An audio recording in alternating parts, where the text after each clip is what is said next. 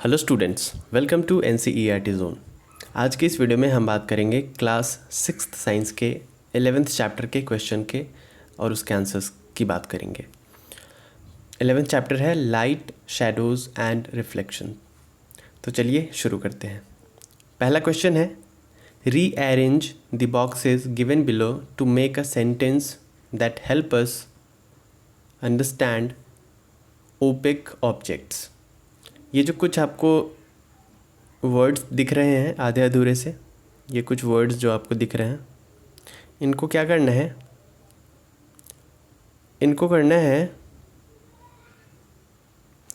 Rearrange करना है ताकि एक प्रॉपर सेंटेंस फ्रेम हो सके और ताकि समझ में आ सके कि ये क्या लिखा हुआ है और हमें ओपेक ऑब्जेक्ट्स को समझने में मदद मिल सके। तो चलिए रीअरेंज करते हैं। सबसे पहले हम इसको लिखते हैं, फिर इसको लिखते हैं, तो इससे बनता है ओपेक, है ना, ओपेक बनता है। तो चलिए पूरा आंसर क्या होगा, ओपेक ऑब्जेक्ट्स मेक शैडोज़।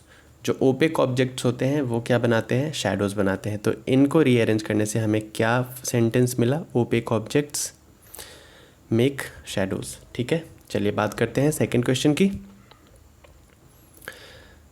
अच्छा, ये जो ओपेक ऑब्जेक्ट्स होते हैं ये शैडोज़ कैसे बनाते हैं। तो ओपेक ऑब्जेक्ट्स होते हैं लाइट को अपने आप से क्रॉस नहीं होने देते, लाइट ओपेक ऑब्जेक्ट्स के आर पार नहीं जाता। ठीक है, इसीलिए ओपेक ऑब्जेक्ट्स के पीछे आप कुछ रख दीजिए तो ओपेक ऑब्जेक्ट्स उसको ढक देता है। ओपेक ऑब्जेक्ट्स अपने से लाइट को क्रॉस नहीं होने देता, इसीलिए ओपेक ऑब्जेक्ट्स क्या बनाता है, शैडोज़ बनाता है। क्लियर है? ओके, बात करते हैं सेकेंड क्वेश्चन की। सेकेंड क्वेश्चन में पूछ रहा है, क्लासीफाई द ऑब्जेक्ट्स और materials given below as opaque, transparent और ट्रांसलूसेंट, लुमिनस और नॉन लुमिनस। ये कुछ ऑब्जेक्ट्स दिए गए हैं, ये सारे के सारे ऑब्जेक्ट्स हैं, जैसे air, water, piece of rock, sheet of aluminium, mirror, wooden board, sheet of polythene etcetera. तो ये आपको बोल रहे हैं बताने के लिए कि ये जो ऑब्जेक्ट्स है इसको आप कैटेगराइज करिए। आप बताइए कि इनमें से जो ऑब्जेक्ट्स है वो ओपेक है या ट्रांसपेरेंट है या ट्रांसलूसेंट है, इसके अलावा लुमिनस है या नॉन लुमिनस है। तो सबसे पहले तो ये समझते हैं ओपेक क्या होता है, ट्रांसपेरेंट क्या होता है और ट्रांसलूसेंट क्या होता है। तो ओपेक ऐसे ऑब्जेक्ट्स को कहते हैं जिसके अंदर से लाइट ट्रैवल नहीं कर पाता। जैसे फॉर एग्ज़ाम्पल स्टोन के आर पार कुछ नहीं दिखता है, तो स्टोन क्या है, ओपेक है। ओपेक का मतलब होता है अपारदर्शी, जिसके अंदर से कुछ दिखता नहीं है, दैट इज़ कॉल्ड ओपेक। ठीक है, जैसे स्टोन हो गया, लकड़ी का टुकड़ा हो गया एट्सेट्रा। अब ट्रांसपेरेंट क्या होता है, ट्रांसपेरेंट ऐसे ऑब्जेक्ट्स को कहते हैं जो अपने अंदर से लाइट को क्रॉस हो जाने देता है, जिसकी वजह से उसके आर पार भी दिखाई देता है। जैसे ग्लास हो गया, प्लेन ग्लास जो हो गया, उसके आर पार चीज़ें दिखाई देती है। उसके अलावा वाटर हो गया, इसके आर पार भी चीज़ें दिखाई देती है। ये सब क्या है, ट्रांसपेरेंट है।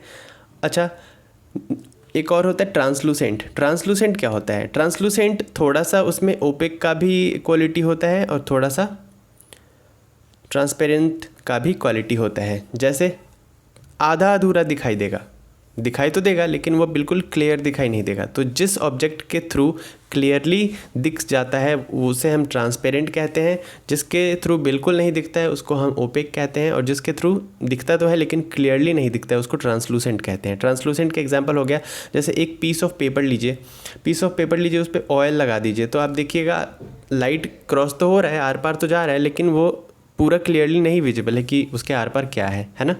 तो ऐसे ऑब्जेक्ट्स को हम ट्रांसलूसेंट कहते हैं, ट्रांसलूसेंट। देन लुमिनस और नॉन लुमिनस किसे कहते हैं, लुमिनस ऐसे ऑब्जेक्ट को कहते हैं जिसमें कुछ लाइट होता है, जो खुद से लाइट एमिट करता है, खुद से लाइट क्रिएट करता है। ठीक है, नॉन लुमिनस ऐसे को कहते हैं जिसमें खुद की लाइट नहीं होती।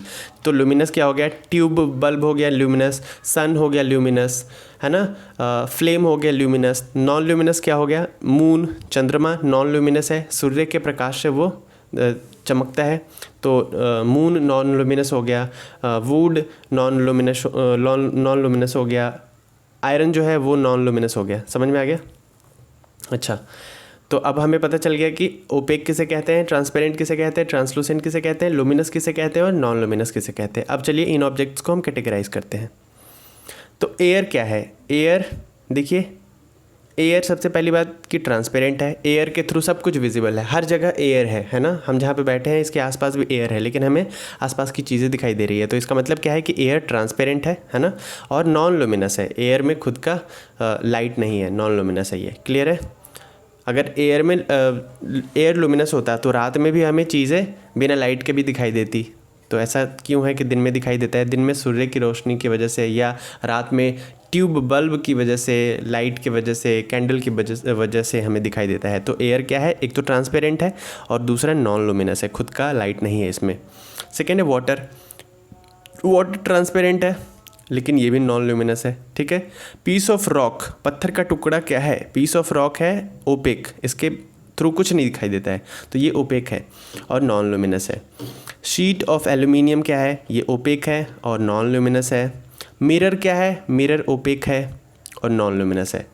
आप बोलोगे कि मिरर के आर पार कुछ दिखाई देता है क्या? नहीं दिखाई देता है। मिरर में आपका खुद का रिफ्लेक्शन दिखाई देता है, क्योंकि मिरर ओपेक है और मिरर जो होता है लाइट को रिफ्लेक्ट करता है, जिसकी वजह से वो लाइट रिफ्लेक्शन आपके चेहरे पे आता है या किसी ऑब्जेक्ट पे पड़ता है और तब जा कर के उसका वो दिखाई देता है मिरर में।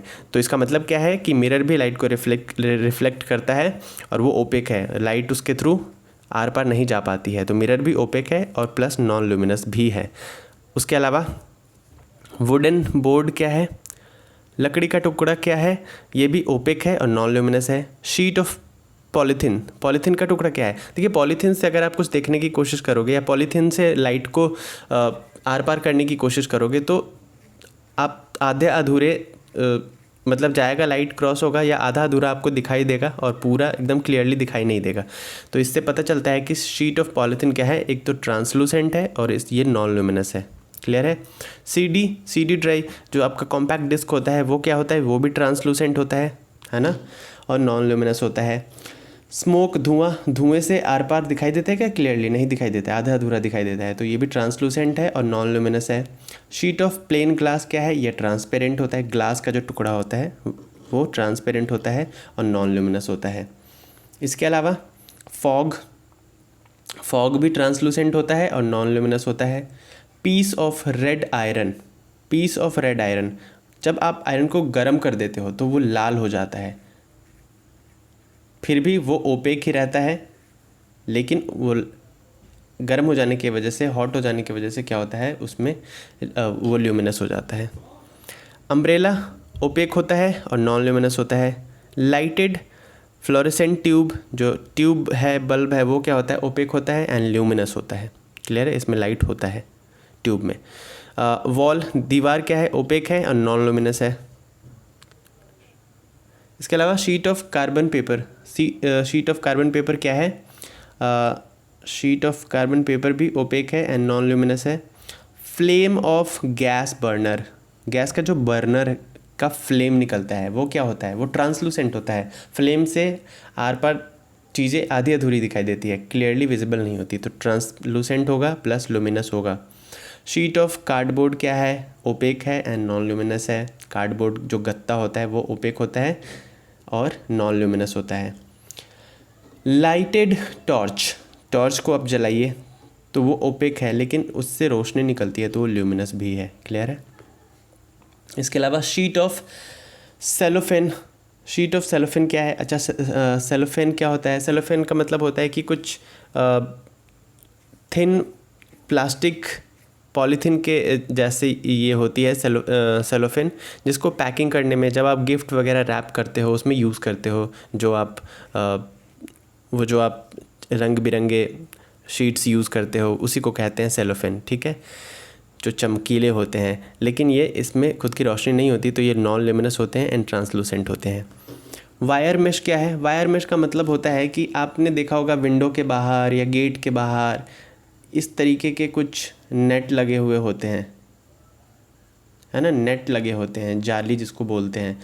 प्लस ये सीव का भी काम करते हैं। जब कंस्ट्रक्शन साइट्स पे आप जाओगे तो आप देखोगे कि इनसे बालू को, सैंड को सीविंग का काम इससे चल रहा है, ठीक है। तो इन नेट्स को कहते हैं हम वायर मेश। तो वायर मेश क्या होता है, ट्रांसलूसेंट होता है और नॉन ल्यूमिनस होता है, ठीक है। केरोसिन स्टोव क्या होता है, ओपेक होता है एंड ल्यूमिनस होता है।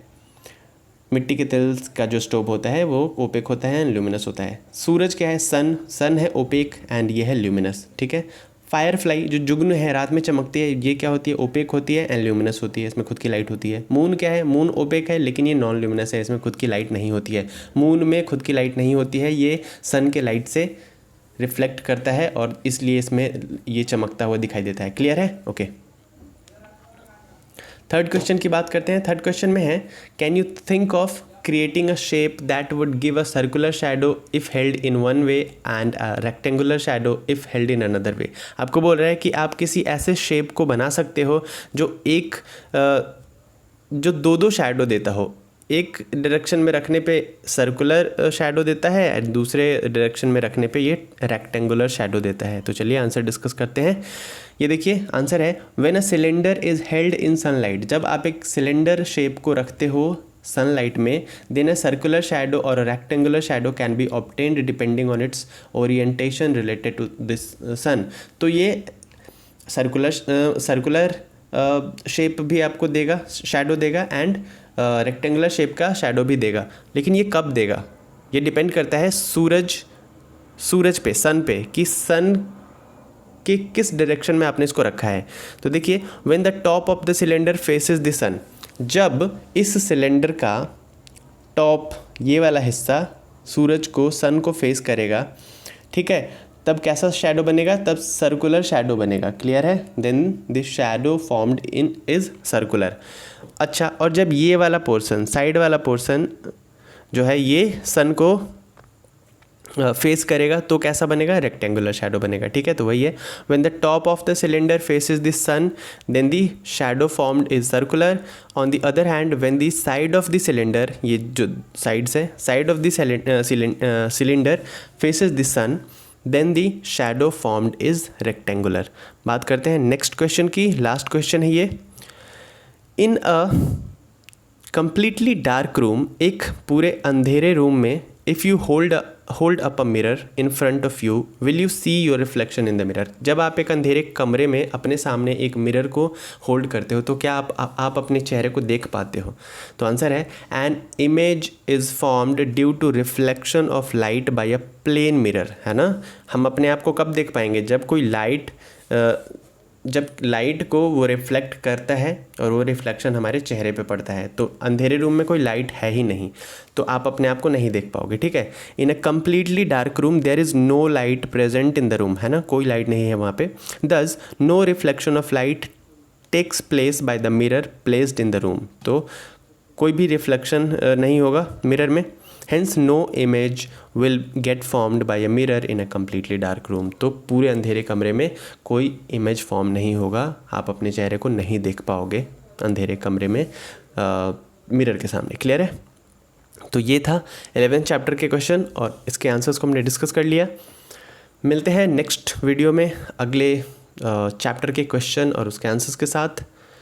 देखते रहिए NCERT जोन को। अगर आपने अभी तक सब्सक्राइब नहीं किया है NCERT जोन को तो प्लीज़ डू सब्सक्राइब।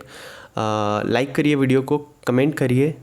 जब आप कमेंट करते हो तो समझ में आता है कि हम जो मेहनत कर रहे हैं वो सही डायरेक्शन में जा रहा है या नहीं जा रहा है। अगर आपने अभी तक सब्सक्राइब नहीं किया है तो सब्सक्राइब करिए और दोस्तों को भी शेयर कर दीजिए।